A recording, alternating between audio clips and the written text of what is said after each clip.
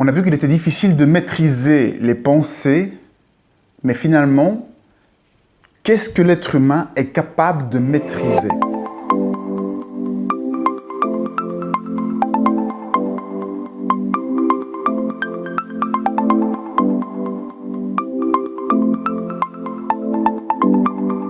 Alors j'ai identifié deux choses que l'être humain est capable de maîtriser. La première chose, c'est l'intention. On est chacun capable d'avoir une intention, avoir une volonté, une imagination. On a tous la capacité d'imaginer un futur ou quelque chose que l'on désire.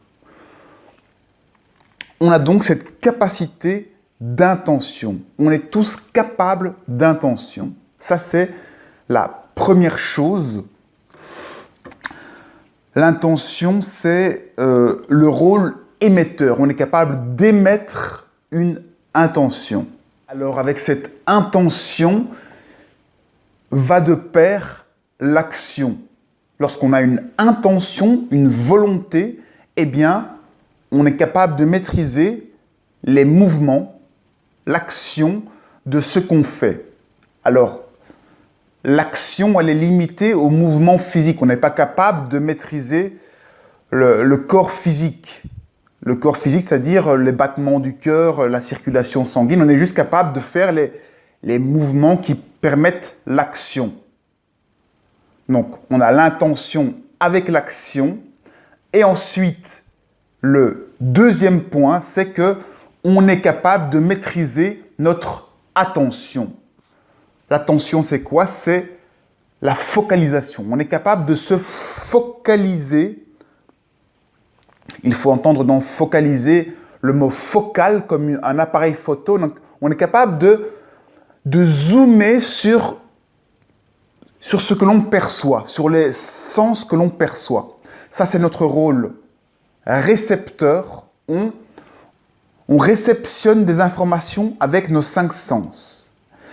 Et la prérogative qu'on a, la capacité que l'on a, c'est de mettre notre attention sur ce que l'on perçoit. On peut percevoir des sons, des odeurs, des images, des sensations physiques. C'est donc la deuxième chose que l'on peut maîtriser, apprendre à maîtriser, c'est se focaliser sur des perceptions que l'on reçoit. On peut zoomer plus ou moins fort, diriger notre attention vers ce que l'on entend et rester focalisé sur certaines choses plutôt que de rester focalisé sur tout. On est finalement obligé d'être focalisé sur quelque chose. On ne sait pas être focalisé sur tout à la fois. Alors dans l'attention, la capacité que l'on a à être attentif à ce que l'on perçoit, logiquement, ça ne demande aucun effort. On n'a pas besoin d'effort, de concentration pour laisser la focalisation se faire. Logiquement même, quand on est attentif, eh bien, on se détend, on devient réceptif, on se détend et il n'y a pas d'effort de concentration parce que ça, c'est le mental qui va se concentrer et qui va faire un effort et en général, c'est quelque chose qui va troubler la qualité de réception. Pour bien maîtriser l'attention, il faut rester dans la détente et se laisser entraîner par la chose que l'on veut, sur laquelle on veut zoomer, sur la chose qu'on réceptionne. Finalement, on aboutit aux deux rôles du mental, le rôle récepteur, attention, et le rôle émetteur, qui est l'intention, la vision de notre futur. L'attention va nous permettre d'explorer le présent et l'intention va nous permettre d'imaginer le futur. Finalement, il n'existe que le présent que l'on explore et le futur que l'on imagine. Et les pensées, eh bien, c'est le passé, ce sont les images de cette exploration, tout ce qu'on a exploré, qui devient des images et qui surgissent de l'attention. Lorsqu'on est attentif à nos 5 sens, à ce qui arrive, eh bien, on crée des images et ces images, ce sont les pensées. On peut s'attacher à ces pensées, du coup, on va rester dans le passé, ou bien on peut rester dans le présent, dans l'exploration de ce sur quoi on porte notre attention.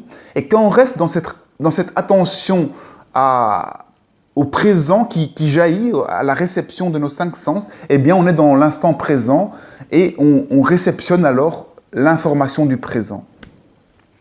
On a donc le présent, l'instant présent, la pleine conscience qui est la perception de l'information directe. On a le futur qui est vous, ce que vous imaginez dans le futur.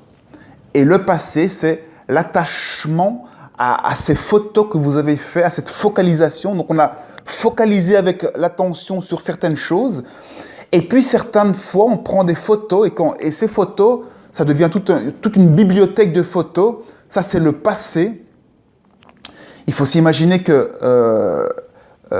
quand on focalise, eh bien, on prend en permanence des photos.